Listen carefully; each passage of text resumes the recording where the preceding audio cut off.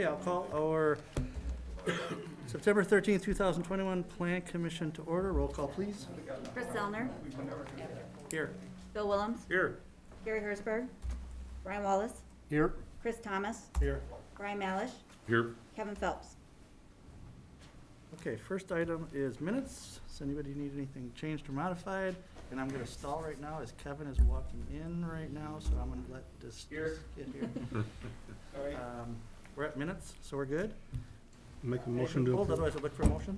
Make a motion to approve. Motion by Chris Thomas, Second. second by Phil Willems. Any other comments? Call the question. All in favor, say aye. Aye. Opposed? Ayes have it. Next, we have public comment. Is there anyone here who'd like to make a comment on anything on or off the agenda for this evening? Tracy, any clips? Nope.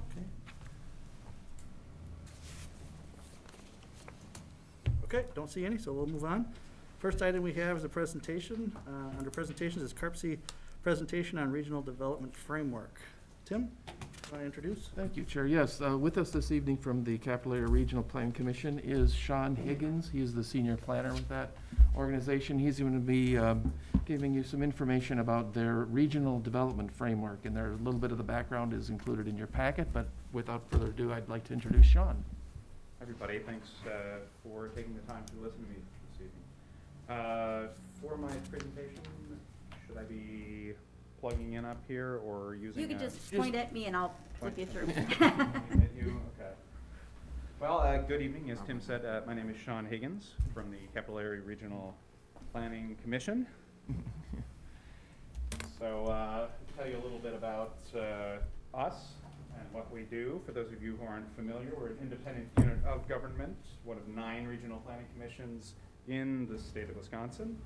Local communities established regional planning commissions as vehicles to address issues that cross municipal boundaries. Our mission and vision reflect that purpose. The mission is to engage communities through planning collaboration and assistance. And our vision is a region where communities create exceptional quality of life for all people by working together to solve regional challenges.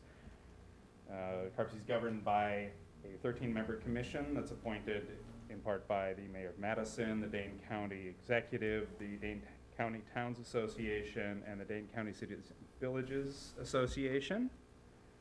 A little bit about what we do. We bring together communities to collaborate on land use and water quality issues. This includes the regional development framework that I'm talking about tonight, the water quality management plan program for the Wisconsin Department of Natural Resources. Also, we conduct watershed and future urban development plans and provide a lot of mapping, planning, and data assistance to communities who need it. What we don't do is regulate land use, establish ordinances, issue permits, and so on and so forth. So of the nine regional planning commissions in Wisconsin exist so that communities can better address regional challenges, and the regional development framework is one of the tools that CARPC will employ to address regional challenges. We're interested to hear from you after the presentation, so here's a couple of suggested things to think about. How does the regional development framework compare to your community's comp plan? What do you think the best ways are to implement the framework that I'll outline both in your community and regionally, and what key challenges may exist to doing this? We're going to skip this one. Had a video there I won't make you guys watch. So if you've heard about the Greater Madison Vision Initiative that started a couple of years ago, this was sort of the precursor to the regional development framework. It was a public outreach endeavor, resulted in over 9,000 people taking a survey about their priorities for development in the region. Some of the top priorities that were outlined were climate change, improved access to opportunities, and promoting conservation. So the regional development framework. Using this information, we developed a widely agreed upon list of goals and objectives for future growth and development. And this framework is designed to help accomplish these goals. This will be an advisory guide for local communities, regional agencies, and private sector partners. It's a joint effort between CARPC and the Greater Madison MPO to integrate regional land use and transportation planning to prepare the framework. We worked with local communities, yours included, to create a 2050 growth scenario that locates people, households, jobs, and so on across the region to meet growth projections. The scenario follows local community plans very closely and aims to achieve the regional priorities and goals that'll go on to outline applying lessons learned from similar regional planning efforts across the country. So from this input that we received in the survey, we came up with these 6 strategies. So the first one is to focus growth in centers and corridors. The framework defines centers as vibrant places where people live, work, shop, are entertained, meet, connect with others. It's a welcoming place for anybody. They foster innovation. The corridor is something that connects a center, provides a variety of means of transportation, including walking, biking, and where possible, transit. They also offer, at least along some of the stretches, similar combinations of activities that you'd find in the center. This map's illustrating some of the current centers in the green circles throughout the region and where they could exist with careful attention to planning and development in those blue circles. Centers are obviously found at a range of scales. There's the Metro Center in downtown Madison, serves as the government, business, cultural center for the region. Regional centers, a little bit smaller in size, but still draw people from multiple communities within the region. And then smaller still community centers that primarily serve a single community. Within Waunakee, sort of bookending Main Street, there's a potential for a center existing at South Century Avenue in Maine, and then another one at about, well, this might not be quite right, but terminating the more dense development along East Main Street, a few blocks from Century. We zoom out a little bit, there's a couple of other neighborhood centers, one of those being the Heritage Hills development to the east along Main, and then at Highway Q at Peaceful Valley. That neighborhood to the west there was subject to an urban service area amendment not that long ago. The regional development framework locates about 40% of growth within those centers and corridors. And connecting growth in this matter accomplishes a couple of things related to the regional goals. One outcome is reducing greenhouse gas emissions by bringing people closer to their desired destinations, which reduces car travel and the associated emissions. Centers are connected by transit corridors, can further reduce car travel. Decreasing the distance between destinations can also increase access to jobs, resources, and personal needs. So mixed housing types within the centers and along corridors improve housing choice, reduce energy consumption, and can in turn reduce people's transportation and utility costs. The second framework strategy is to prioritize growth in already developed areas. So a common example, which I'm sure you've all seen throughout the region, is when an outdated strip mall is replaced by some taller buildings for housing and ground floor business. To illustrate this on the map, start with the areas that are developed as urban use today, and this is a very rough map so that you can see this at the regional scale. Those areas in gray are ones that are currently developed in urban use. So within Waunakee, again, a rough map, but nonetheless showing areas of current development in the lighter gray, and then some pockets of dense future development possible in the darker gray. So the framework's projection is that 4 out of 10 new households and 1 out of every 4 jobs would occur within already developed areas. As the population grows, more good jobs and wealth-generating businesses are needed.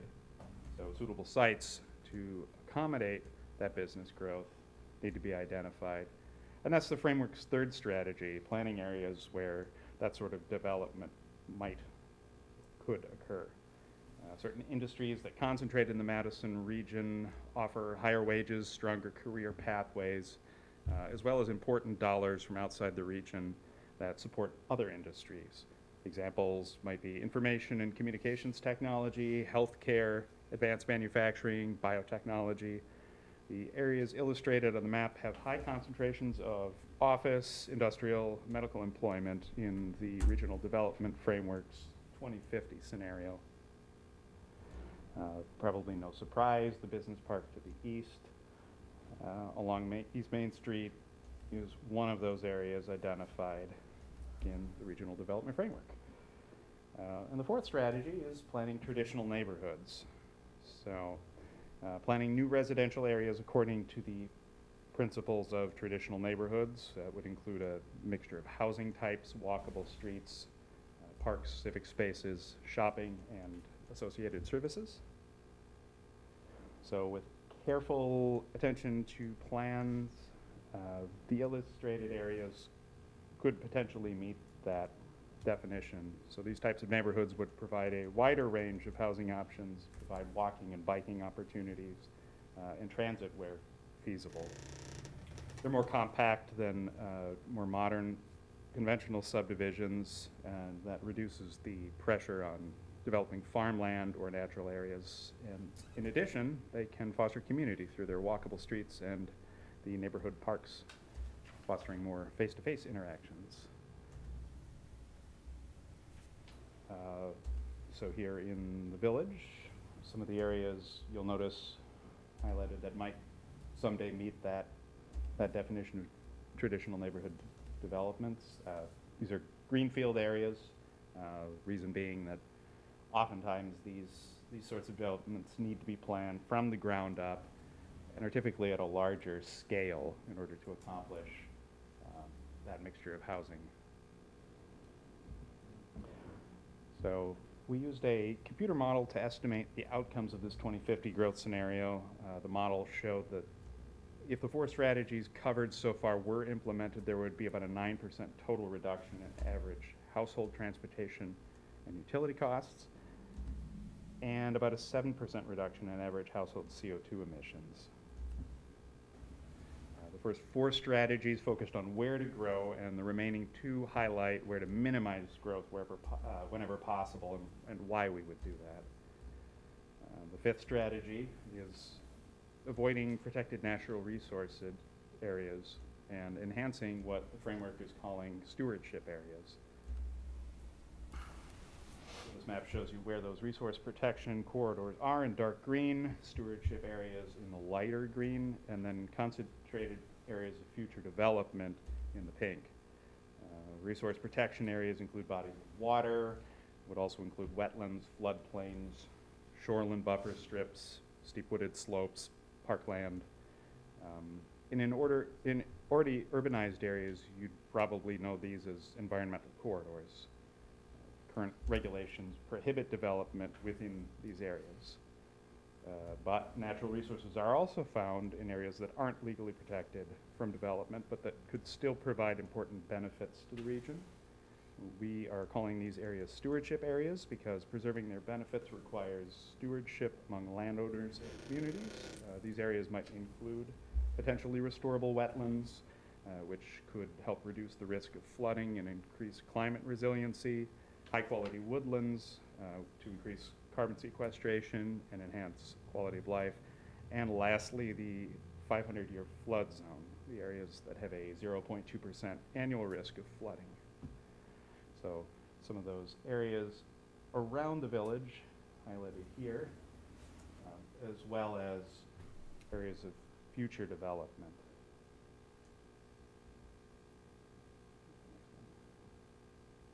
So the final strategy is minimizing development in long-term farmland preservation areas and coordinating development within the farmland transition areas at a local level. Showing the future development areas here, as well as farmland preservation areas. So very generally, the areas are designated, or these areas are very, generally speaking, designated in town and county farmland preservation plans. They might also include agricultural enterprise areas. They're typically characterized by large tracts of contiguous farmland and/or high-quality soils. So these areas are generally outside of the agricultural transition areas identified for long-term expansion of urban areas.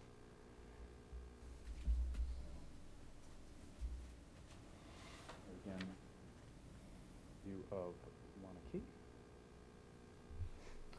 So by applying the six strategies I've just presented, we're able to reduce the amount of farmland and open space converted to urban development. This graph shows that from 90 through 2015, the region converted an average of just over 4,700 acres of farm and open land to urban development every 5 years.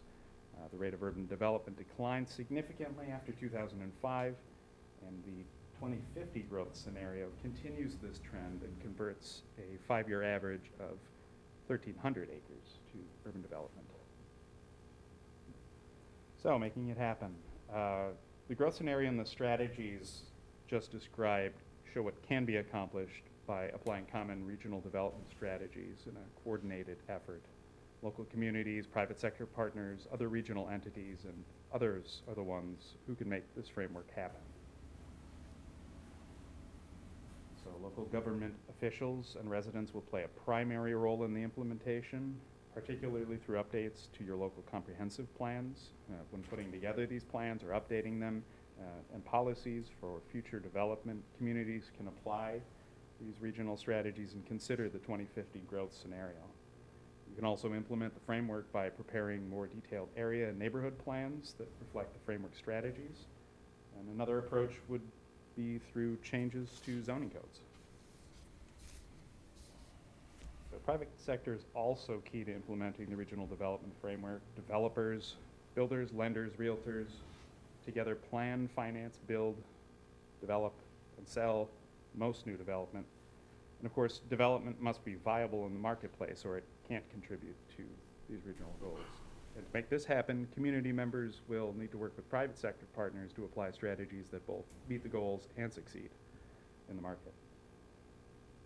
CARPC can assist in several ways. We can help communities with future development planning. We can also facilitate dialogue and inform sharing across communities about successes and challenges in applying regional strategies. We can also provide advisory comments to communities working through the urban service area amendment process. And we'll continue to track development data moving forward and report on progress towards the goals in the regional development framework. So while we can make big strides together towards the shared goals through coordinated regional growth strategies, they're just one piece of addressing our regional challenges. Physical development alone can't get us all the way to our shared goals. For example, the regional development framework recommends expanding the range of housing types and choices, but other strategies are needed to ensure safe, decent, and affordable housing for everyone. Dane County's regional housing strategy, which will follow the regional development framework, is going to be one such method of exploring these options. Similarly, transportation is critical to meeting these goals. In particular, the 2050 growth scenario will reduce average household greenhouse gas emissions from transportation, but the scenario still increases total transportation greenhouse gas emission, since more households produce more total emissions, even when individually households are producing less. So this unfortunately falls short of Dane County's Climate Action Plan target, which calls for net zero carbon emissions from vehicles by 2050. Transportation infrastructure and policies will be needed to close the gap, for example, with better options than driving alone. The MPO's Regional Transportation Plan update is one of the plans that will explore these options. So, that is the end. Since I've gone through the regional development framework, we return to those questions that I posed at the very beginning. How does the regional development framework relate to your community's future development plans? What do you think the best way to implement this framework is? and what are some of the challenges that might be in our way?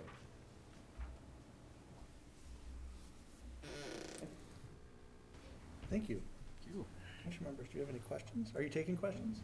Absolutely. Commission members, any questions? So as part of the CARPC plan, are you seeing more height? Since you're putting density into areas, are you seeing buildings that are going up higher? Changes in ordinances for that respect within a lot of communities? Do we see any pressures that are associated with putting and packing more density into a smaller area with those people? I think that one of the biggest pressures has been financing development, at least over the last 10, 15 years. And so we've seen a shift towards, multi-story denser development in general. It's a result of both the money that's available to assist the private sector in making those things happen, and also I think a preference change from a lot of people, younger people just entering the housing market, seeking options, beyond a large lot and a detached single-family home, or people leaving the housing market at the other side of their lives, looking to downsize. Absolutely. Thank you. Anyone else? I'm sort of curious, how's COVID going to affect those maps as far as more and more people working from home? It's an interesting question, and one that I was just talking with the MPO about the other day. What they've found through the last year is that traffic hasn't really abated that much, which seems to indicate that not as many people as we would have thought are working from home. If anything, they noticed that traffic within the Madison metro has been increasing slightly, and they posit that that's because trip chaining isn't occurring as often, so one isn't going to work and then returning, hitting up the grocery store and the drugstore and that sort of, and the takeout pizza restaurant on the way home, and so they're making separate trips, increasing overall transportation. But it's an interesting question, and one that I know that a lot of smaller communities are considering as well, reinventing themselves as a potential telework hub, that sort of thing. So something for Waunakee to certainly consider, developing neighborhoods and promoting developments in general that allow for somebody to work remotely, get a cup of coffee. One of the, to play off the COVID thing with what Kevin brought up, is one of the narratives that was out there early on was, especially in urban areas like New York City and Chicago and whatnot, Los Angeles, that the spread of COVID was much more significant because of the density, population density. So now we're looking at a situation here where we're taking an area that had 4,700 acres of land developed, and we want to squeeze that development onto 1,200 acres with an increase in population. Even if the population increase stays the same, that's more people every year. More than, say 5%, but you're talking about 5% over 2.5 million people in Dane County.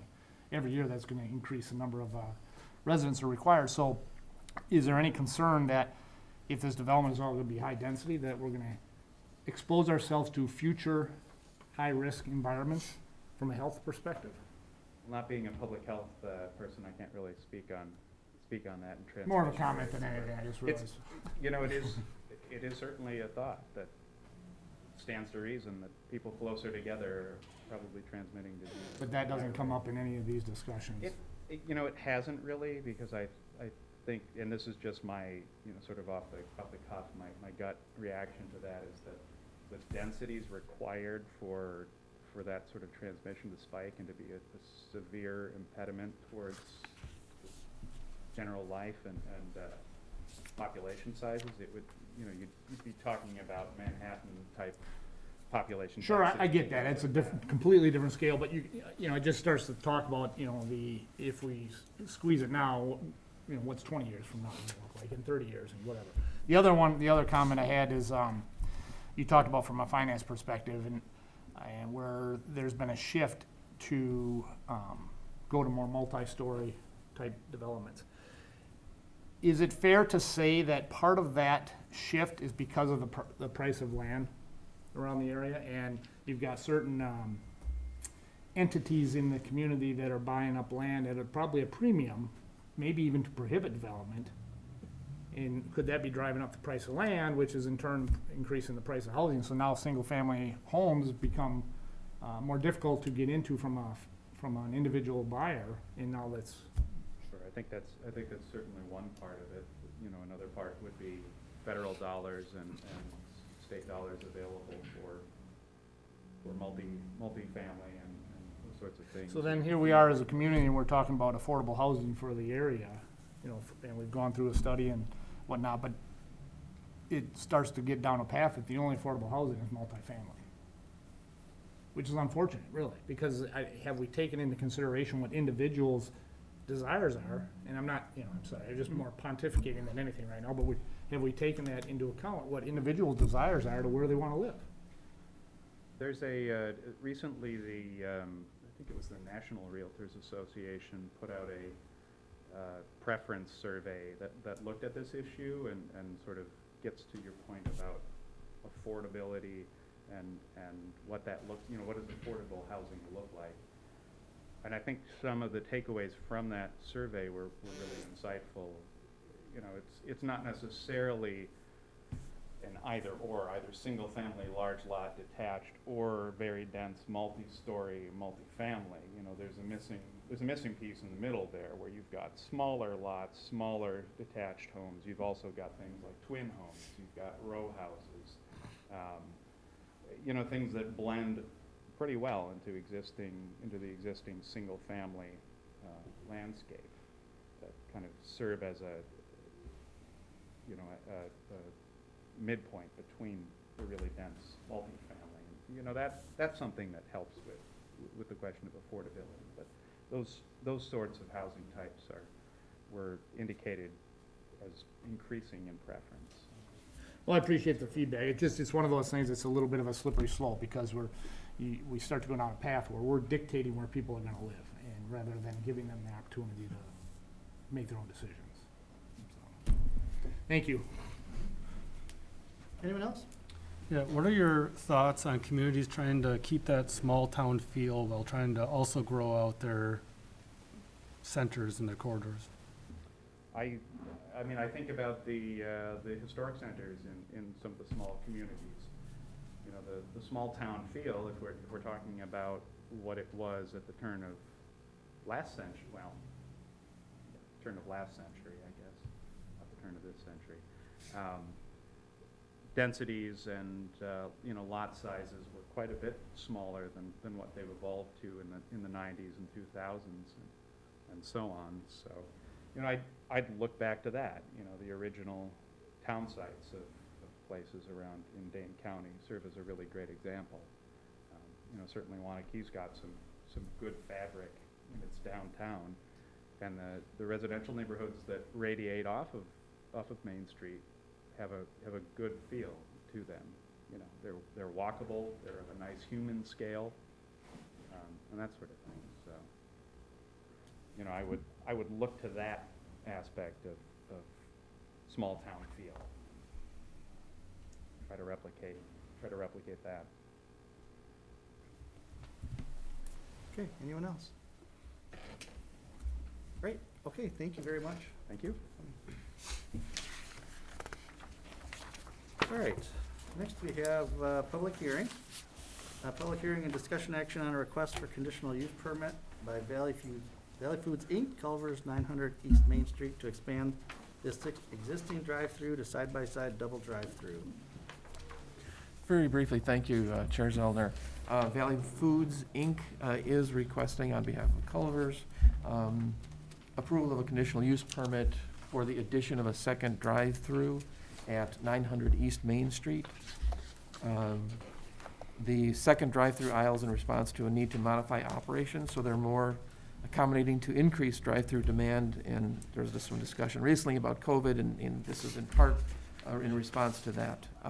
Additional order waiting spaces would be provided in the form of designated parking stalls to manage the wait time after the menu board, and that's shown on the screen. It's a little hard to see, but north of where the queuing traffic goes through the drive aisle, the cars are a little bit in bold. Yeah, at the top, kind of the top of the screen there. There's 1, 2, 3, 4, 8, about 10 identified stalls for waiting for the queuing area after the orders are taken. Let's see, in addition, 6 stalls will be added to the site at the southeast corner, and that's shown in gray right where the cursor is, thanks Tracy, to accommodate the second drive-through. The drive lane associated with the movement of the drive-through will push several of those parking stalls a little slightly southward from where they are right now. Thank you, yep. So the request essentially is fairly straightforward, fits in with several parameters as reviewed by staff and consulting staff. But there is one issue as brought up by our engineering consultant, and that has to do with the addition of a sidewalk along the east side of Ramish Road. Currently, there is no sidewalk in that area, and so staff is recommending that as part of this CUP, that facility be added at this time to address safety concerns anticipated with the additional drive-through. The possible alignment is shown there. It may not be exactly that. There are some slopes on the east side of Ramish north of the drive-through as currently shown. Thank you. So those would have to be ADA compliant, but that's the general alignment that staff is recommending. But final approval of that would be overseen by our engineering staff as well as myself. So that is one of the things at least we wanted to call out. There are the rest of the commentary in staff packet, but staff is recommending conditional approval. Okay, questions, or is there anybody here from Culvers who'd like to speak? Go ahead. Actually, should I open the public hearing? When should I open the public hearing? Probably After? begin. Right after? Well, I think we've now kind of transitioned to allow the applicant to go first, and then so that the people Perfect. who want to speak can speak after. Perfect. Go ahead. Sure. So my name is Joe Mayer. I'm with Kimley Horn. We're an engineering consultant partnering with Culvers kind of across their entire portfolio, but I'm here on behalf of Dean Meyer and Culvers of Waunakee to kind of walk through the application, which staff has already done very well, and also answer any technical questions I can. Dean is here to provide his perspective as well if there's any questions about operations. But in general, and I think this is a relatively easy, rational concept that because of COVID and just a change of behavior that there's been even more of a demand on drive-throughs throughout fast food restaurants. And so Culvers is seeing a change in customer behavior from, people parking and wanting to sit down in a restaurant. They may see the same number of customers in a day, but just larger distribution has gone to the drive-through. And so Culvers is looking at ways to optimize their drive-through. And as mentioned, by adding the second lane, they can process orders quicker, and it also allows additional queue spaces in the menu board. So when 4 cars show up at the same time, they can handle that better and also process orders. So there's a dual benefit there. And then on the flip side, also, since there's not this huge demand for parking, as maybe there once was a decade ago, they have the ability to designate stalls for order waiting. If someone places a big order, pull ahead, park. I think you're all familiar with Culver's concept, but so this site, relatively can accommodate it without too many improvements. As mentioned, there's a couple parking lot changes that we're making just to make sure access and circulation still work. But with that said, I'd be happy to answer any other questions. We did receive the village's comments about the sidewalk, and I've discussed that with Dean and Culvers. One of the things that we would ask the village to consider is for us to extend the sidewalk to the first entrance on Ramish Road and terminate it there as opposed to extending it through the landscape island. That's kind of the curb appeal or the frontage of Culver's on Ramish. As you can see, after it goes north of that existing drive aisle, it cuts through those two planters, and there's some steep slopes. So, we certainly understand the benefit of the pedestrian connectivity, and would like the village's opinion on terminating that crosswalk at that first entrance. I guess, Dean, is there anything else that you'd like to add? No, well, I guess, we appreciate the opportunity to work with the village to help solve some of the problem that you've probably all seen where the drive-through is going out into Ramish Road and being somewhat of an issue. We think this will help solve that and help our operations also. And really would like you to consider trying to save the focal point of our business. We've taken great pride in our landscaping throughout the years, and that is the front end of the business approach or appeal. And do understand that, yes, we've got to get some pedestrian bicycle access coming along that road, even for Nord Gear employees to cross down at the crosswalk and then come on up that sidewalk instead of having to walk up the road. Walking up Ramish Road or so on and so forth, or things like that. But we really would like to hopefully persuade you that we would end it at our entryway there. Okay, thank you. Thank you. Now we're gonna open our public hearing. So we'll open up public hearing for anybody who has any comments on this. If there's anybody that turned in forms or anybody who'd like to speak, now is your time.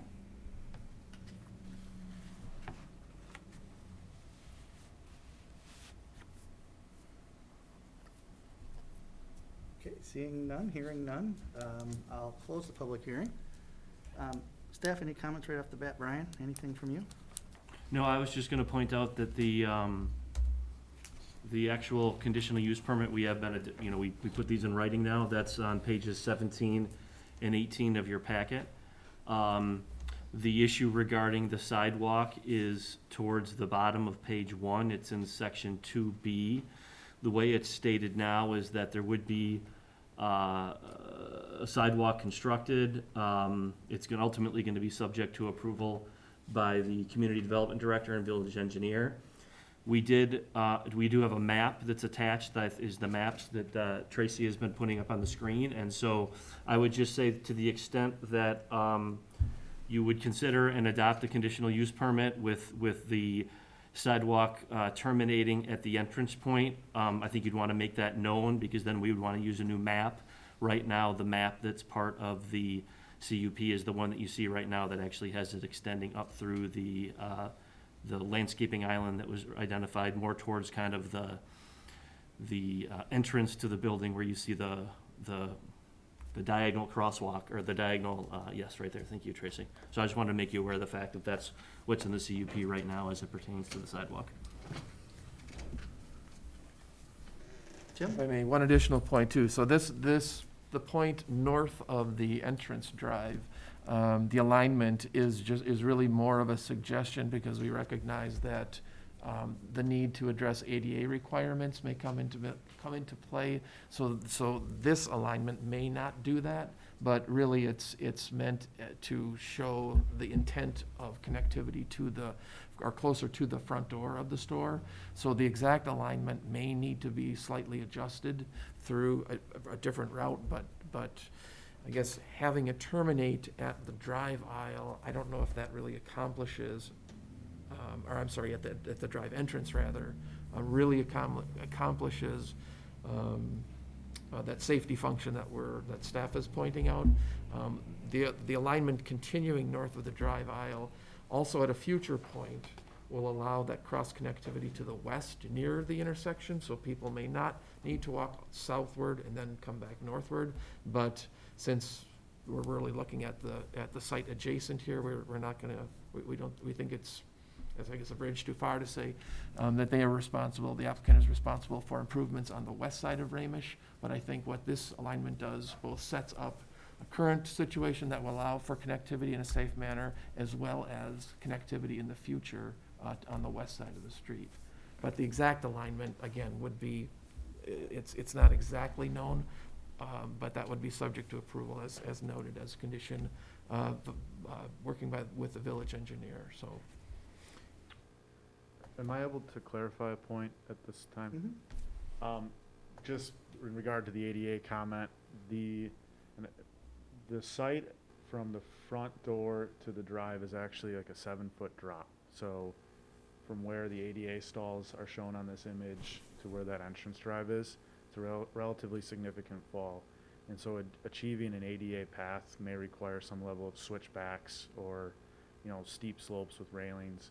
And so that's where I was coming from, is you're probably going to sacrifice more of that landscape planter bed than what's shown. And so just making sure that the village understands the trade-off of the request.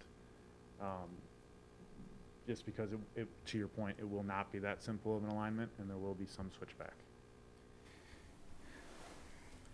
Okay, comments or questions, Planning Commissioners? I'm gonna start with you, Brian, if that's okay. You backed up. Yeah, sure, no, yeah. I guess I'm a little curious as far as, the sidewalk, the demand for the sidewalk. Is there a lot of foot traffic in the area? And I don't know who to ask that to, so I'll throw it up to the room if anybody happens to know what kind of foot traffic we're looking to accomplish with the sidewalk. Well, I guess I can start. We haven't done actually specific counts of that, Yeah. but it's observed through, I guess, other staff Yeah. noting that whether it's their children or others wanting to go up there, and there's really no safe manner to access that right now. And also, as I believe it was pointed out in one of the memos, the area north of State Highway 19, as you all know, is developing, and there will likely be increased traffic from that side, be it automobile or pedestrian. So we think that having something aligned here at this point in time will set up a better and a safer situation in the future. But in answer to your question, we have not done specific counts of ped or bike traffic. I know it's not the front door, but is bringing it from the trail on the south side up the east property line, and kind of what I'm looking at is that sidewalk and set of stairs that goes to the east over to the, I guess it's still a hotel. Would bringing a sidewalk up the east side of the property achieve that? I mean, no, it's not the front door side. There is a door on that east side. It's the side I always go in when we go in, just out of habit and parking. I would say the Has that been kind of, I believe, defeats the purpose of having the sidewalk along the public right-of-way for the business employees south and west of this site. So you'd have to, one would have to, in essence, travel farther around the site to accommodate, to access the building. Yeah, makes sense. Just looking at the business park as a whole. I mean, we're focusing on Nord, and I get there's traffic from Nord, but you got Renew Air due south, and then you've got all the storefront businesses to the east. And I agree, Brian. The other thing you're doing is you're putting a sidewalk right through the busiest drive-through in Waunakee. So all of a sudden you're having to walk through, I mean, those cars are typically backed up, onto the road now, and now you're walking through there as a sidewalk. Whereas if you went around the east side, you don't have to walk through the drive-through traffic, which would be nice. Maybe it doesn't help your future plans, but it certainly would get pedestrians in the building without walking through the drive-throughs. I'm a little sensitive to the point of the grade change and how much we're really gonna try to switch back in for some dealing on another project, so I'm a little sensitive to it right now. And how much we'd really end up having to cut into the side there. To be fair, it's a lot of expense for, I guess, I don't know, what doesn't feel like a lot of foot traffic coming up from the southwest. That wouldn't be that, I don't know, put out to come up from the east side, so. Can I make a comment? Sure. What if it was to come up this way and then make that the access onto the lot? So you're not dealing with cars that are pulling in at who knows what rate of speed, so on and so forth, you're getting them away from that.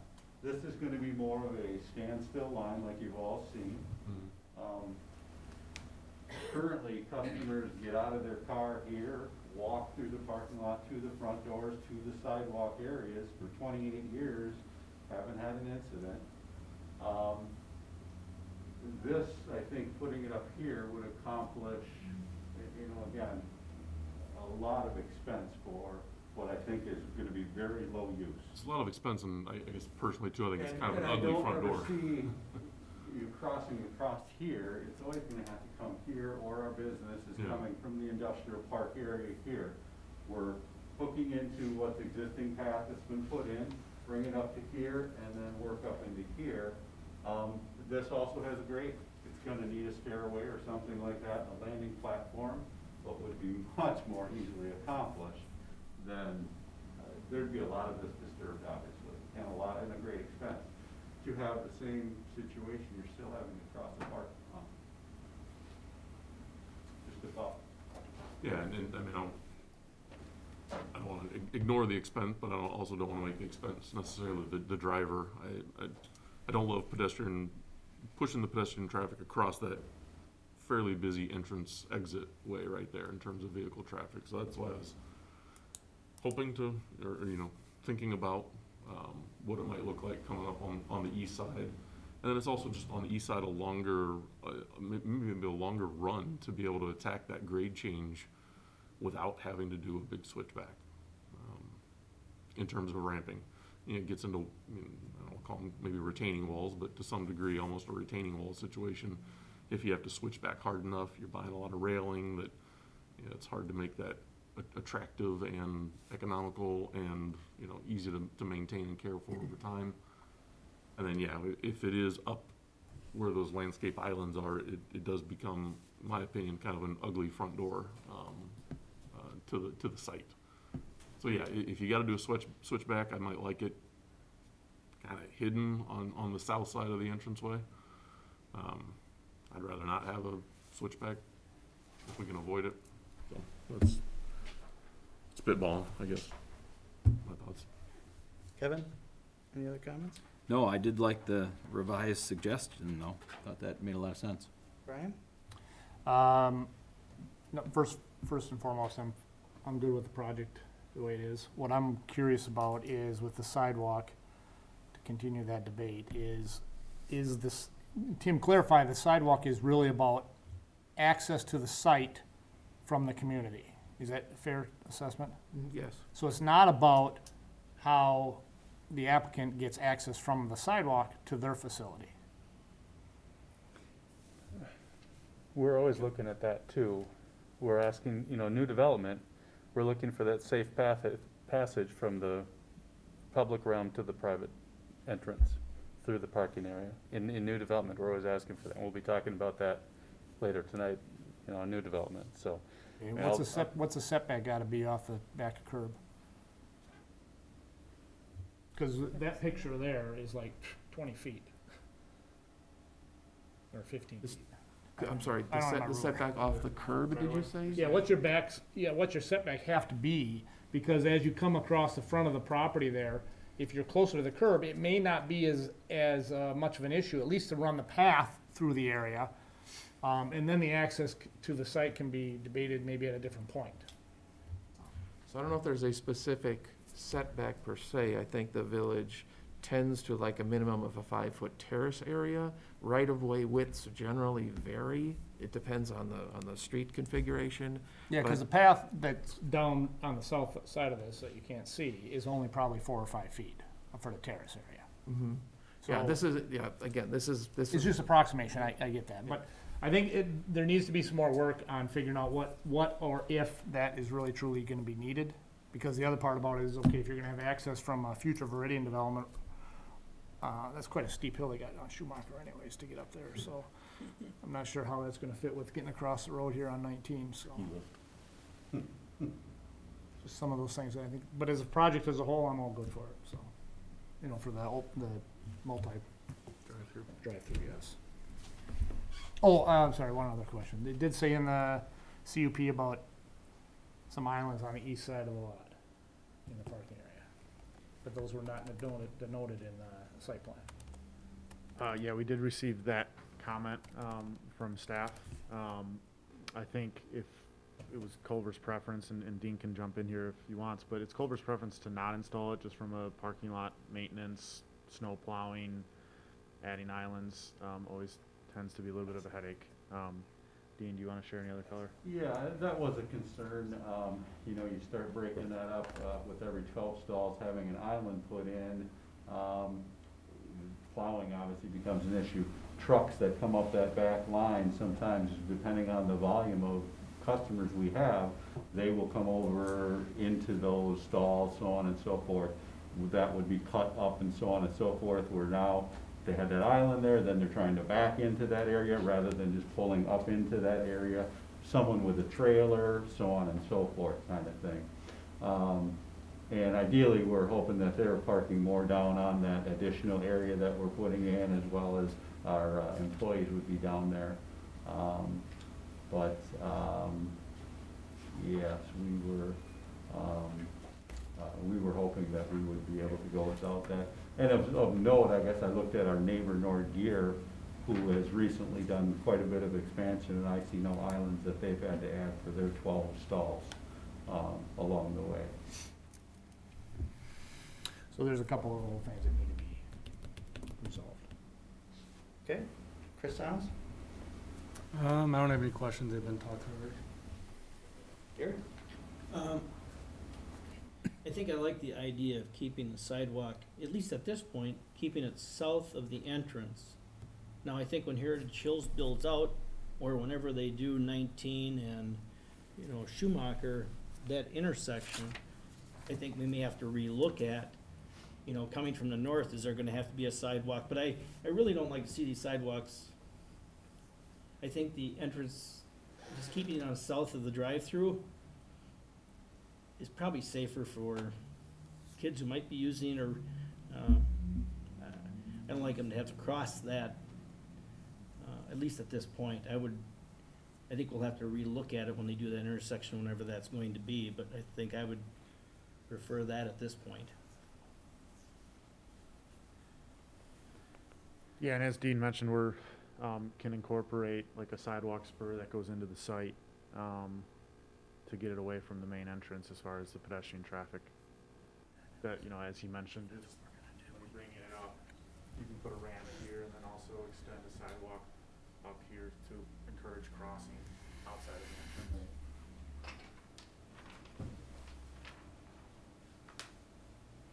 Okay, here? Yep, that's good.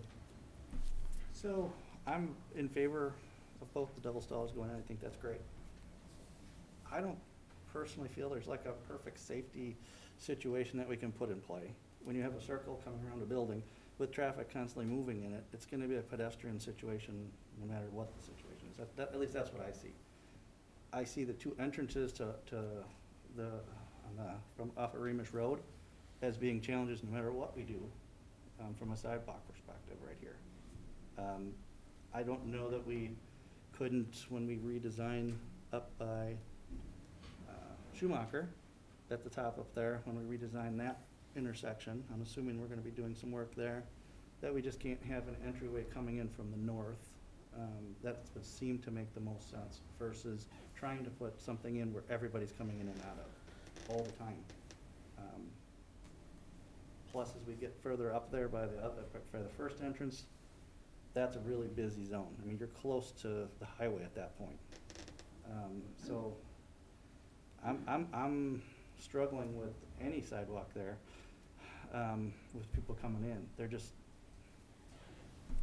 There's not a good way. People are gonna be going, no matter where we are in that parking lot, there's gonna be cars in circulation. So something could happen anytime, as Dean mentioned, though, nothing has happened, which is, Yeah, thankfully, right, yeah. that's great, that it hasn't, Have we even had anybody back into each other? Maybe, a couple of those? Not even that I can really recall, but I So- won't take that away. I mean, a little fender bender or something possibly, but nothing even of recollection. Which is a normal thing to happen in a parking Sure, lot. right. Happened So to me. the pedestrians, it's a totally different game, and I'm not in favor of crossing that intersection. I'm just not right there. I'd almost rather see it out on the west side of Remus Road if they're gonna go up and go straight up to the lights and come back across at the lights. So either one at the down or one at the top. In the middle here is too congested. There's just so much more traffic. You guys are trying to relieve the situation by adding a lane, which says there's a lot of traffic that's coming in and out of there. So do we really wanna force pedestrians into that zone? I don't think so. Flip that, we have a roundabout right out here. That we have traffic constantly going around it, we have pedestrians going through. Okay, so it's really a matter of, you know, are people doing what they're supposed to be doing when they're driving? Are pedestrians doing what they're supposed to be doing when they're walking? That's, if everybody's doing what they're supposed to be doing, it's fine. We can do whatever we need to do. But we can't guarantee it either way that that's gonna take place. So I'm not in favor of adding the sidewalk. I don't think it puts a lot of value on that side of the street right now. That would be my only comments. Brian? So, just kind of listening to your comments, let me throw out a potential suggestion here as it pertains to the, so right now you have one paragraph in your COP that deals with sidewalks, and what I'm suggesting is maybe we make it 2. It sounds like everybody's on board with the idea of having the sidewalk come up from the south, terminate at the southerly entrance point, and just kind of jog a little bit to the east there, as the applicant had kind of visually shown you. And that can be done now. And then potentially, if you create a second paragraph that would say something to the effect of, when the intersection of Schumacher, Ramish, and 113 is reconstructed, the village retains the authority to reconsider sidewalk access from the north to the property. And the reason I say that is, I mean, obviously, anytime that you're gonna do a project, we don't have the ability to just say, okay, we're doing a highway project, we're gonna take some of your land and put a sidewalk in there. I mean, that we would wanna have that put in within this CUP. Now, keep in mind that one of the first conditions of a conditional use permit is that it's not gonna be detrimental to public health or safety. And so this is essentially a compromise that says, look, we're gonna take care of the access from the south right now. Everyone seems to kind of say we don't necessarily know what's gonna happen from the access from the north when Veridian is built out and that intersection is improved. So we essentially retain the ability to say, hey, once Veridian is built out and the intersection is redone, we think it may make sense to have some, not coming across the entrances as the applicant has said they don't want, but at least the ability to potentially, if that intersection is improved, to have some type of access point from the north that heads into the Culver's restaurant. Which there's a lot of room up there.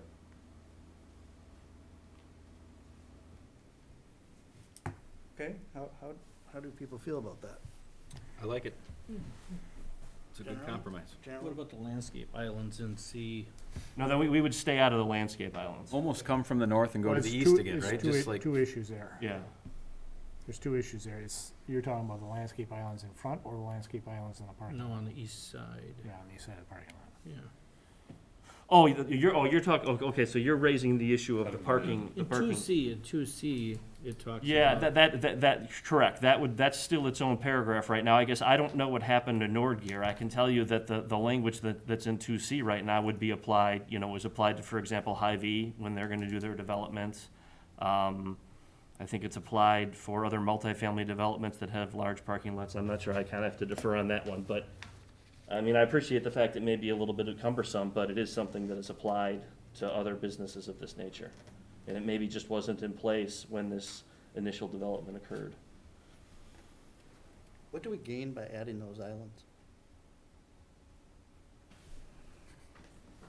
Jason? It's usually breaking up the large parking lots. It's the appearance, it's the aesthetics, it's also to a lesser extent, I'd say it's also, pervious, impervious blend and trying to get some opportunity for pervious into parking lots, but So in this situation, on the east side where nobody really can see from anywhere other than if you're back there,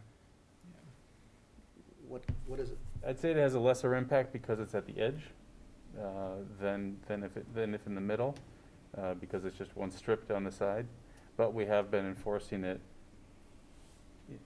everywhere.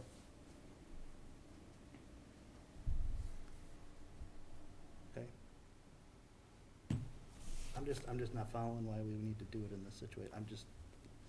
I understand that if we're enforcing it everywhere, we can't not be consistent, but is our policy that rigid that it has to be? Well, I don't think that you have to leave it in there. I think you have the discretion as a plan commission because this is an existing site. I think, to Jason's point, I mean, it is being imposed upon new developments, and I think that's, you know, I think the rationale, if you're not gonna include it in the CUP, is probably twofold. One, this is an existing site, and we'd be disrupting an existing site, and two, for the reasons that you said and Jason concurred with on the location, and because of the location, it's not as much of an aesthetic issue.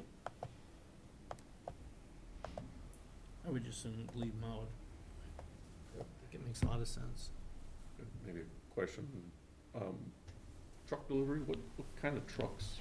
I know you'd mentioned one point, swing, I don't know if there's ever been trucks identified and a little bit of a path radius sort of showing how they. Trucks, they I get around. think, if we're thinking semis, no, that's not really. The only semi accessing the lot would be our delivery vehicle, which comes, GFS, Gordon Food Systems, and they come during non-business hours, and they would be backing up towards that drive-through area there. Or actually not even backing up, they'd be pulling in. But Do they come in from the south and come they do kind come of in straight through that up? south entryway, yes. Okay. I'm sorry, not the far south, the south of the two entryways we have on Ramish. Okay, Swing into that. So they They're do have to coming make into a that- swing. Into that drive-through lane, more or less. And they pull up alongside what would be the new drive-through outer lane. And then as far as other vehicles accessing it, it's more the pickup truck with the boat, the utility trailer, kind of thing like that. So Brian, you're the one that brought up that topic, so I wanna hear, do you feel that we should keep that in there? The islands? Yes, No, I don't think so. okay. I just know it as a bullet point. That's why I asked about it, because it wasn't being talked about, so. Kevin? The only thing I would say on that is, they've done a nice job with the landscaping and stuff too. Do you just throw a couple extra bushes, trees, whatever, along that back edge, just to kind of break that up a little bit without necessarily putting them in an island or something? That'd be all. Yeah, anybody who's ever had a boat and a trailer who goes to Culver's, you don't want those islands. They're a pain. That's good. Yeah, I'm good with no islands on the east side and stopping the sidewalk before that south entrance.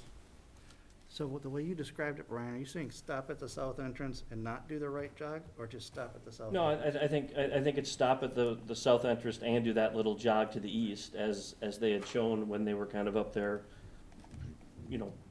showing it there, right through there, as Tracy's saying. That would be done now.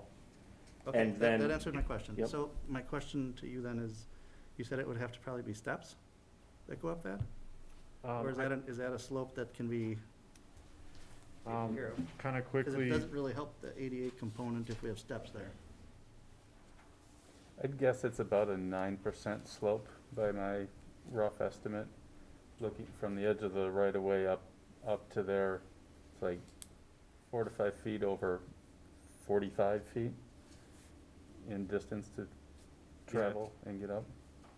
to make it ADA compliant, I think we would have to have railings, installed, to go up that rise. Are you, Yeah, I would be fine with that. That's not a problem. That's definitely doable. okay. So do we need a motion? Yes, so that if that is in fact how you want to modify what's currently in the CUP, yeah, you should make a motion to that effect. Does anybody want to make that motion? Oh, boy. Oh, here, so you want me to, okay. Brian, will you So- read the motion as it's already? So, motion to approve the conditional use permit as contained in the packet with the following changes. The existing 2C comes out. The existing 2B, the map is modified to show the sidewalk terminating at the southerly entrance with the jog to the right that we've talked about. And then essentially there's a new 2C that's added that says, when the intersection of Schumacher, Ramish, and State Highway 113 is reconstructed, the village retains the authority to reconsider sidewalk access to the site from the north. Okay, do we have that motion? So moved. Okay, motion by Brian Wallace. Do we have a second? Second. Second by Chris Thomas. I'm gonna ask one more question. does it make sense for us to, since we're putting that there, to maybe put a sign up there that's showing that there's a pedestrian crossing potentially coming out of there, coming into the parking lot? Does it make sense there? I'm asking my engineering type people on that one. So where that sidewalk is now gonna be to the right, it's gonna jog to the right to get it away from the road. Does it make sense to have a sign there? There are a That's couple. pedestrian spot. Sure, there are a couple ways that can be addressed. One is through a sign, whether a better, potentially better visual cue is some type of crosswalk, painted crosswalk. Okay? Like a painted crosswalk? Mm-hmm. Yeah. Does that, Yeah, we can draw something up and work with village staff to make sure it's appropriate. the only thing I think it makes sense to have something there alerting people that that's a crossing spot now. It may be best to have both, but generally the visual cue on the pavement is probably better than a sign, a small sign. Okay. But we're willing to work with the applicant. Yeah, do we need to add that into the motion about? I don't think so. I think what we can probably do is maybe put it in the map.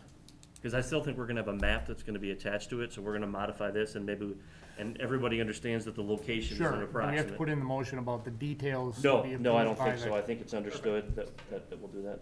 Perfect. So it's all about just the safety. Everybody's here for the safety aspect of it, and that's what we're trying to accomplish with it. So, all right, we got a motion and a second. Any other comments? Okay, call the question. All in favor, say aye. Aye. Opposed? Ayes have it.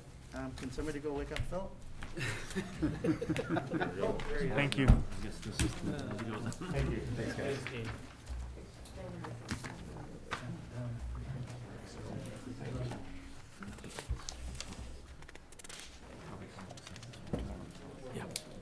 We turned it into a Burger King. Oh, perfect.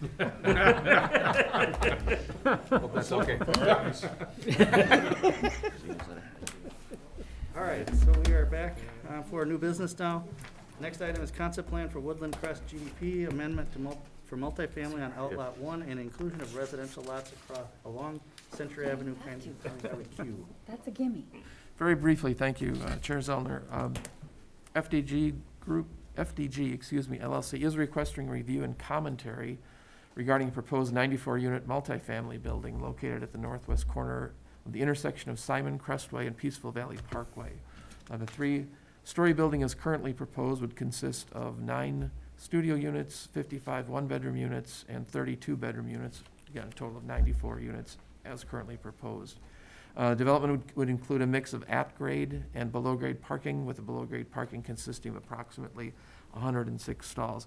Currently, this site is not part of the Woodland Crest GDP, so if this were to move forward, the GDP would need to be modified to include this specific parcel. So I believe Connor Kearney is here with us this evening on behalf of the applicant and is here to make a presentation. Okay, 1 second. So, Tim, to be clear for everybody here tonight, as well as cameras and everything, we're just getting a presentation. Are we asking questions, trying to give advisement? What are we doing exactly tonight as our commission? Right, I think the applicant is looking for your feedback on appropriateness of this concept plan. So is it too hot, too cold, just right, so to speak? Is it too dense? Is it not dense enough? Is the building aesthetic good? Is the building height okay? The massing, the circulation, all those kinds of things I think they're looking for some feedback from you, so that when they do decide to make the formal request, those things they'll be better prepared to modify the site. Okay, so everybody has that in mind now as we're going and listening. Go ahead. Thank you, President Zoller. Thank you, Tim. Good evening, everyone. My name is Connor Kearney with Forward Development Group. With the ultimate goal, as Tim stated, was an amendment to the Woodland Crest General Development Plan to include this parcel we'll be discussing this evening. We do understand that some important preliminary steps are necessary, and a concept plan discussion this evening is kind of the first step in that process.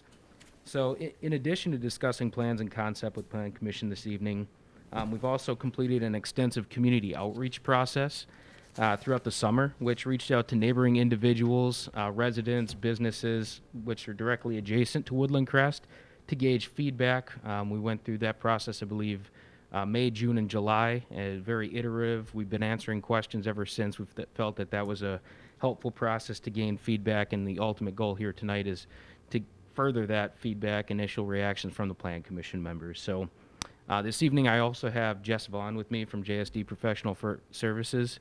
So if, once we finish the presentation, if there's any technical questions directly related to the GDP process or some of the site layout items, Jess or myself should be able to answer any of those questions.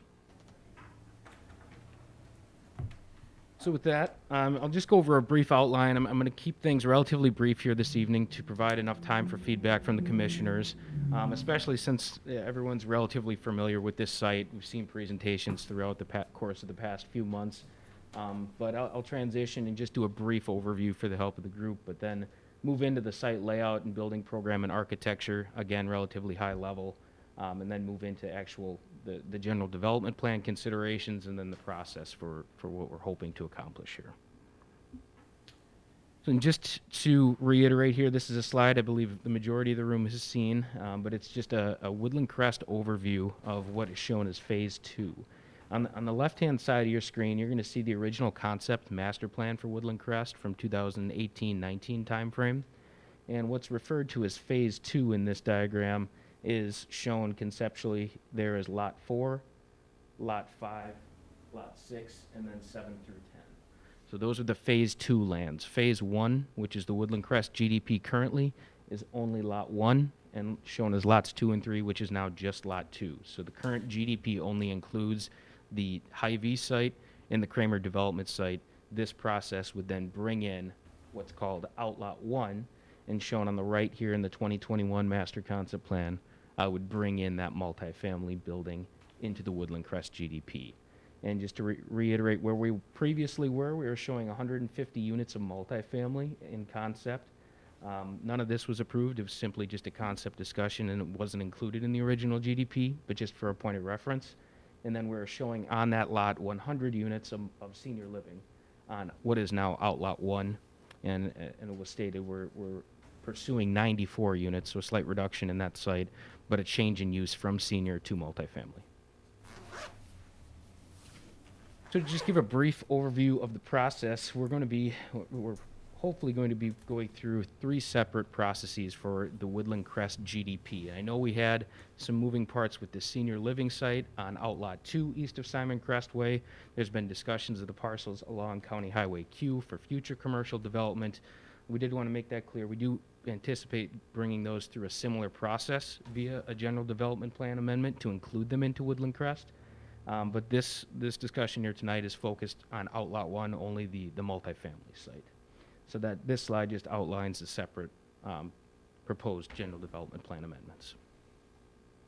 So moving into the site, you can see the buildings oriented along Peaceful Valley Parkway to the south with that's the lowest point of the site, transitioning up to the highest point of the site, which is on the northwest portion, tying into Lot 2 with Kramer Development. And there are a few key considerations we wanted to make sure we accomplished here. We wanted to provide that integration and the connection from Lot 2 as well as to the future commercial development. And you'll see it on this exhibit hatched in that purple area. That's a proposed access easement that would transect the site from north to south that would provide residents of the multifamily site as well as any adjacent commercial users to enter and egress the site from multiple access points. That was an important safety and traffic consideration when we were laying out the site. And we also wanted to provide access to the future commercial site along County Highway Q. And that's shown on the north side of the site, and as well as a proposed secondary ingress-egress point down along Peaceful Valley Parkway, and ultimately terminating with a right-in, right-out on Peaceful Valley Parkway. So overall, we felt this is a suitable transitional land use from the commercial development and relatively complementary land use to that commercial development. Provides a buffer between, it was always envisioned to be a residential land use, but we believe this provides opportunity for residents, whether it be future employment for the future businesses within the commercial district or otherwise. We felt this was a very fitting transitional land use within Woodland Crest. Moving on to the building program itself, showing here in concept, these are just block stack diagrams, nothing detailed, but overall 94 units here shown with underground parking. We have overall about a 1.75 to 1 parking ratio with 106 surface stalls and then 59 underground spaces, I believe. The first floor transitions into 1 beds and 2 beds. We have some studio units as well. We do not have any 3-bedroom units on this plan, but the 9 studio units that we're proposing are approximately that 500 square foot range. The 1-bedrooms range from 725 to 825 square foot generally. And then the 2-bedroom units are about 1,050 to 1,200 square feet. Moving on to some of the preliminary architectural drawings, and this is, these are 2 elevations drawn up, and I do have some perspectives as well. The intent of these images is to just convey general architectural character.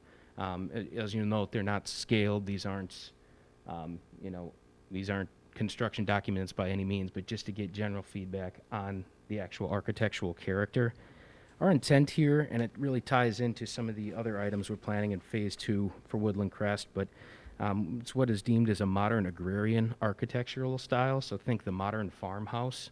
You'll start to see it picked up in a few of these rendering images, but it's really an architectural style that's inspired by, I guess, clean lines, integration of natural materials, earth tones. Think the board and batten panels, those vertical panels, mixing those in with your traditional horizontal lap siding, changes of colors, masonry, field stone, those sort of natural materials integrating into this concept. So Tracy, if you kindly page through the next 2 slides here, this is a view looking from northwest from Peaceful Valley Parkway and Simon Crestway intersection, so looking north, and then a few other various views moving around the site that you'll see the central courtyard area and access point off of Simon Crestway, coming into the U-shaped building, that courtyard and pergola structure, moving into the central area of the building there where you have your amenity spaces, which I'll touch on briefly here in a bit, and then a few of the other views moving around the site from Lot 2, the view to the north from the commercial site, as well as to the east from County Highway Q. To briefly touch on some of those conceptual amenities that we're considering, we are planning a community room and a fitness facility within this building. So you'll see some of the conceptual images here, just for precedence that we've worked into other buildings, multifamily in particular of this quality. We feel that it's extremely important in leasing nowadays to include these amenities, and then we've also included some exterior amenities. The courtyard being the focal point, the access point of the site, but also transitioning into those active and passive seating areas, the pergola structure with that central patio. We've worked in grill stations on other sites successfully. We felt that the residents do utilize those, as well as bike repair stations from time to time in parking lots, whether that be an actual area on the surface lot or something designated subsurface in the underground area. So with all these considered, and I know I'm moving through a great deal of information relatively quickly here, but it really boils down to, due to the complexity of the site itself and how we integrate this into Woodland Crest, there's going to be some code modifications that we'd like to discuss through this general development plan amendment process. And the 6 main code modifications that will likely be coming up, it's going to be discussion of building height itself. It's going to be a discussion of the dwelling unit size and the minimum size of some of those studio units. Then we'll also discuss setbacks, required number of parking stalls per unit, transitioning to the minimum lot area, and some of the retaining wall heights on the site just because of the grades and some of the constraints there. So I'm not going to go into a great deal of detail on these items here today. I did want to bring them to the Commissioner's attention, that if one of these jumped off the page to you, that you had initial gut reactions that we need to pay attention to over the course of the next few months, that would be most helpful at this time. So obviously, just to summarize here, this evening at the concept plan discussion, tomorrow evening we are at the Joint Plan Commission with the Town of Westport for a similar concept plan discussion. But we are anticipating submitting on the 16th in a formal application for that first general development plan amendment, which would be bringing the proposed Outlot 1 development into the Woodland Crest master plan. So with that, thank you very much for your time here, and I do welcome any questions or comments or general feedback. Thank you. Okay, thanks, Connor. Okay, let's see, I started with, Phil, you weren't in the last one, so I'm gonna start you first, questions. No questions, although, you know, because of the layout of the land, anything that's up there is gonna look immense from certain areas. But I like the way they turned the building around and toward the big part is kinda sunk in there a little bit ways, so that'll soften the appearance of all that height from down below. Okay, Gary? You know, I'm concerned about the, and I'm not so sure, what is the, does anybody know what the Laurel, when they put the Laurel up, what the height on those apartments were? Is that same? We did grant an exception. Okay. And so I couldn't quote the exact height, but it was more than the standard maximum. Because it helps, you know, when they fall away from Q down that hill, the height isn't that noticeable, but the closer you get up to Q, that height's gonna be, you know, it's gonna have a noticeable appearance. So that's one concern I have a little bit. Otherwise, I like the, you know, I like the concept, the look. And I think I had asked Todd to throw this together quick. I'm a little concerned, you know, we've always had a limitations within the village for the last 20 years on the number of single-family homes that we're bringing in. And in the last, and I don't know when Madison and Maine was put in, is that 10 years ago? 8 years ago? I put the year on there, didn't I? You know, if you look at, from Madison, Maine, 8 years ago, including this one, we'd be at over 600 apartments in the last, you know, number of years. In the last 3 years, if you look at the last 2 or 3 years, we're gonna add, this is Woodland Crest at 94, Heritage Hills is 200.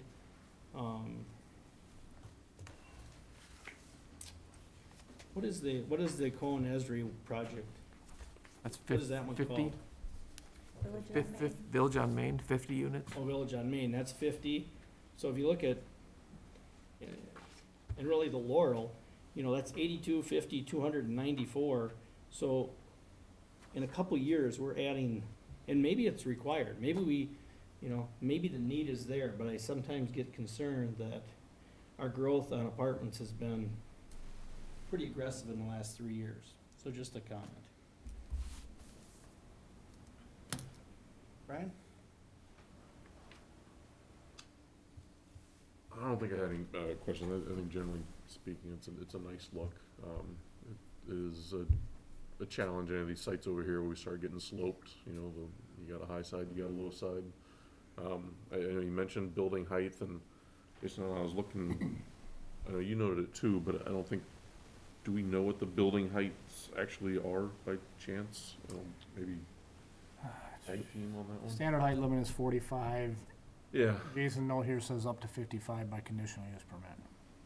Yeah. I'm assuming we're north of the 45, but I'm assuming we're also under the 55. I don't know how. Yeah, 54.6 or, you know.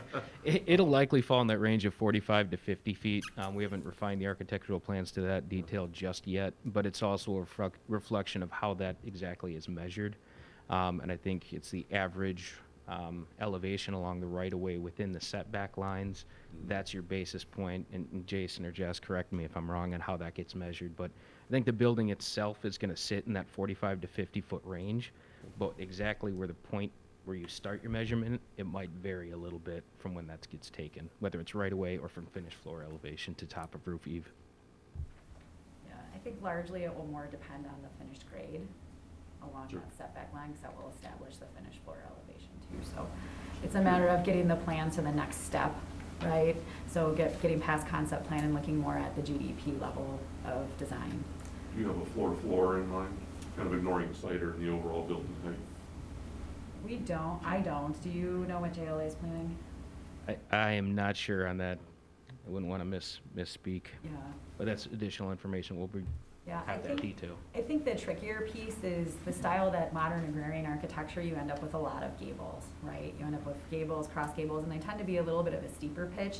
And if I had to guess, I would say when we put the pen to paper, we're gonna see that it's gonna be the gable that's gonna cause the problem, right? And so we'll have to play with that a little bit and make sure we keep that to a minimum. But I think the architectural style will definitely contribute to that excess height. In my own review of it, just guessing, looking at it and comparing it to, for example, the Laurel, it may not need the additional height, the floor to floor plus, we're taking the midpoint of the eave to the peak on those, the gables and the pitched roof. But I would support the design as it is, and if it ends up that requires it, I would support the additional height allowance. Kevin? First of all, we're gonna need more islands in the parking lot, because that's a big deal to this commission. I'll make note. Yeah, make a note of that. Are there any other code areas that you're thinking you might have to ask for exceptions? Or is everything else pretty standard? I think for generally everything else is pretty standard. I'm not even sure 100% at this point, so we don't have a final grading plan that will need additional retaining wall height. But I threw that out there just because there is that limitation there. Setbacks, I feel like those are relatively minor, and it's really only the one setback on the north property line. Everything else meets code. And so we'll really have it dialed in for you on the next step, which is we'll have a very detailed bulleted list of exactly what we need for exceptions. I think the big ones are that minimum dwelling unit size, because we wouldn't be able to do our efficiency units if we had to meet that. We'd have to increase the size, which would affect the overall unit count. And then I think, to even get the unit count that we're looking at in the density, it's the requirement for the minimum lot area, right? And how the village calculates that. So those are the two really big ones along with the building height. Brian?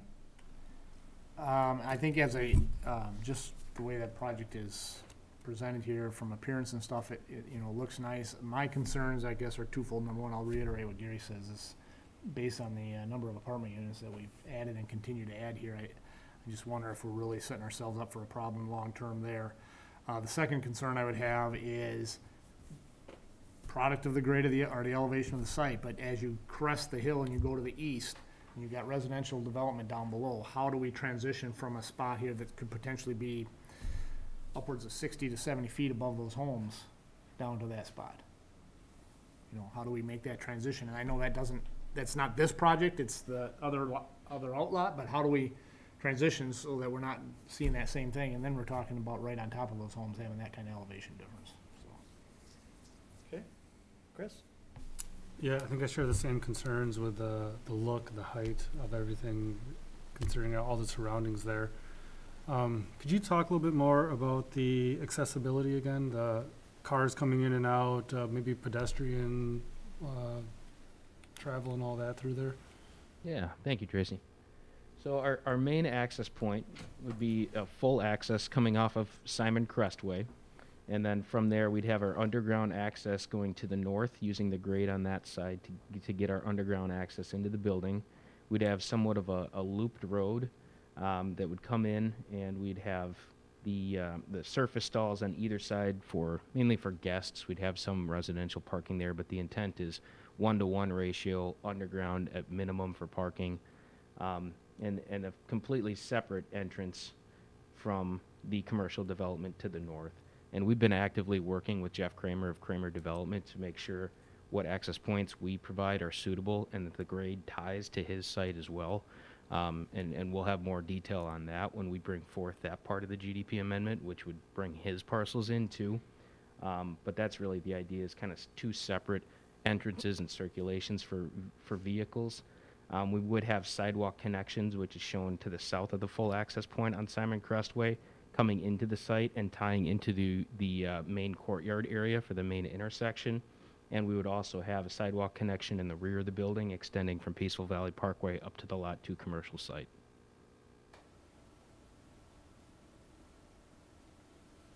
So only a single point of access for the underground parking? Correct.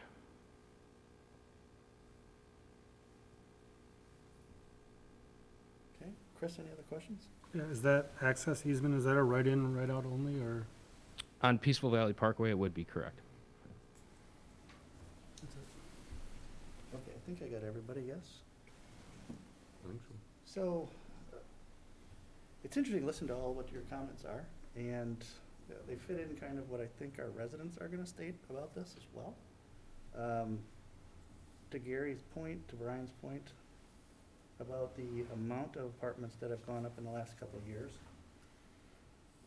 Based on our studies and what we found, we kind of lagged for many years by not building any apartments. We went through a long time of not having anything built. And part of that is the older apartments that we have were smaller in scale quite a bit, and the more recent ones have been a little bit larger in scale. So I hope we're all listening to what Carpsey said tonight too, that we're trying to reduce our footprint with our farmland, not using as much. And there was a reason I asked the question I did about density and growth and height and what's gonna happen and how we have to work through that. Well, part of that is building bigger facilities like this. That height, we've talked about height, and that's been the question right away here was, how high is this gonna be? How big is it gonna be? We wanna keep a feel for Waunakee, for being a small town. The higher the buildings go, the smaller the field, or that small field goes away with that, unfortunately. So, as I'm considering this, and I don't know which way I'm feeling about it yet, but do I want to have as large a facility as this is at this point again? Are we at that point, or do we want some smaller ones to go at a little bit smaller level? But that may take up more farmland. So I'm gonna feel out the community to see what the community feels about that. Truly, to see that. So the Laurel is very close to this, and maybe that's our section of town that's gonna be a little taller in the feel for it. It's not necessarily all throughout the community that we're necessarily looking to do this, but maybe this is the spot where we're having a little bit taller buildings. That stuff we need to consider as the whole area of our comp plan and what we're trying to accomplish with this. We also heard about different varying degrees of housing that we need. And Jason, I think I'm correct in saying we were lagging quite a bit behind in this area, in our community. My only real question tonight is costs of your facilities right now. These are gonna be market rate, is that fair to say? Correct. So if that's today's market rate, so this is gonna take a little while to build, so the market rate might change between now and then. What do you see those market rates being at right now coming into this? Coming For your into, different levels that you're talking about. yeah. Studios, 1 bedrooms, 2 bedrooms. Yep, I think on a blended rate, we're likely going to fall anywhere from that. On average, it's probably going to be close to $1.50 per square foot. It may range up to $1.75 to $1.80 on some of the more efficient style units, but that's going to be a pretty good approximate range, $1.50 to $1.80, somewhere in that ballpark. Okay, so for those that are math challenged, Bill? No, I'm just teasing. I'm just teasing. 1,000 square feet is $1,500. What would you like to know? Well, he said $1.50. I'm looking at. $1.80, yeah. For our families that are 1,500 coming in each that one. are looking for a 2-bedroom place, what are they looking at right now, within this coming in? And so based on what I'm hearing from you, they were 1,200 square foot, is that kind of where they were? For the 2 beds, correct. So we're Between 1,800 or 800 and 1,800 Pushing and 2,000. 2,000, somewhere in there. Okay, Do we know what our apartment occupancy rate is right now? Are we 100% full, or are we 70% full? I bet you they know that. We wouldn't be proposing here if it wasn't There wasn't a if need it for it? was an incredible market. The other It thing I really would is. say is you drive around town, one of the eyesores that I'm starting to notice is the railings on the apartments. People don't like walking by a sidewalk and apparently looking in their apartment, so they're starting to block the railings. And as you drive around town, now that I've mentioned this, you're gonna notice it. They're filling it with grass and hay and posters, and it's just an interesting look all of a sudden. So somebody's gotta figure out how to do a railing that doesn't need to be blocked, but yet you can see out of, because it seems like that's becoming a little bit of an issue in Waunakee. That's a good point to have. Maybe we need to have some type of ordinance if that comes down to that point to say you Right. What you can and can't put out there. can't put out there. At 'cause least it- on Main Street. Does the village keep track of the occupancy? I'm sorry, say Does again? the village keep track of occupancy in those type of buildings? Not specifically, but there are sources for that.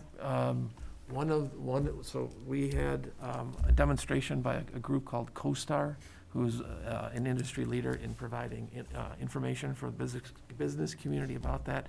And one of the data points they showed, now I don't know the exact point in time, but it's within the last 12 months, is about 97% occupancy. In Waunakee. Mm-hmm. And so the sort of the sweet spot that is generally considered full occupancy is 95, or the flip side would be 5% unoccupied. That's considered full. Anything more than that, greater than 95% occupancy, you have a demand issue. Likewise, the other side. So as Connor mentioned, I think as we pointed out, the several of the developers who are developing multifamily projects, I don't think they'd be here if there wasn't demand. And we know that of other communities in Dane County as well. And there's a, and help me here, but there's a data point somewhere out there that Dane County is around 1,000 units short right now. Yeah, I could add a little more to that. Just looking at the MG&E data, MG&E tracks occupancy based on, what they see in terms of the usage of the electricity for units. And so, over their entire region for the Madison area, they're showing that it's up to most recently 5.5%, which is kind of a win, honestly, for the region over that. Because the past decade, it's been a slow climb out of a severe lack of units, where vacancies were down around 2.5% at one point. And this most recent data for Waunakee has you guys at 2.08% vacancy. So you said that MG&E's at 5% or 5.5%? Across the region. That's what they're seeing as vacancy available. Regionally. Region-wide, Dane Right. County. Yeah. 2% here. 2%, the 2% here. Well, it's an interesting, to your point, and I don't want to date myself too much, but having been around the area for a number of years, there was a period of time in the 90s where apartment complexes were going up, between then and even before that, were going up. And then there was a period of time in the 2000s where it just really, not that they never went up, but it really slowed down. And over the last 10 years, it's been incredible between Fitchburg and Sun Prairie and Verona and stuff, the number of apartments that have gone up to that point. Whether that's the right decision for us or not is a different topic. To me, it'd be interesting to see if we've done 500 in the last 5 years, or 525 in the last 5 years. How many has Middleton done in the last 5? How many has DeForest done? How many has Sun Prairie done? Kind of get an idea if. Where are the units and what's been the number of units over the last period of time? Well, and how does it speak to our comprehensive plan? Sort of what do you want to be when you grow up? Are we doing what we're supposed to be doing with all these apartments? There's demand, but it doesn't mean that that's what we're supposed to be doing. Well, I want to speak for us old people. I think we're awfully important. And I think that we need some more of this, because too many people retire, downsize, and they move out of Waunakee. And I think, that's a waiting market to fill up some of these places. I just was focusing in on more, we have to make sure they're at a price point that our seniors can move into them. So, that's important as well. Yes, it is. So, okay. Yeah. Any other comments or feedback? What about like ADA access on these? So you got like elevators and stuff, or? There'll be elevator cores on, I'm not sure how many on this one, if it'll be a single core or there'll be dual cores on either side of the entrance area, but we will have those. Generally where your parking is, you're gonna have your elevator, right? Is your parking all the way through, or is it just up at the top side? We do have parking through, so you can see some of the surface stalls. We have connectivity through the building, not vehicular obviously, but for a pedestrian to come into the main courtyard and then go right through the building and access to the rear of the site too. So we provided the pedestrian connectivity. But I guess my question is your underground parking, is it underground the entire facility? It's the first picture over there. Is it just one level? Yes. Okay, Yeah, okay. Okay. Anything else? Sounds good, thank you. All right, perfect. Thank you everyone very much. Okay, Waunakee Westport Joint Plan Commission update. Tim? We do have a few items on the meeting tomorrow night, this being one of them, so Connor will be going before that body tomorrow night with the same concept plan. We have an initial consultation rezone and land division along 5966 Cherokee Valley Pass. In addition, there will be a discussion recommendation on proposed MG&E gas line easement for property on the south side of Mill Road. So those 3 items will be going before the Plan Commission tomorrow. Any that we need to weigh in on as far as with advising for our joint? Well, you've noted what's number 2, which is Connor's development this evening, so Gas the line? others not at this About point. the gas line? Not at this point. That will come before the village board. Okay. All right. One more motion. Motion to adjourn. Motion by Gary Hertzberg. Second. Second by Phil Willems. All in favor, say aye. Aye. Opposed? Ayes have it. Thank you, everyone.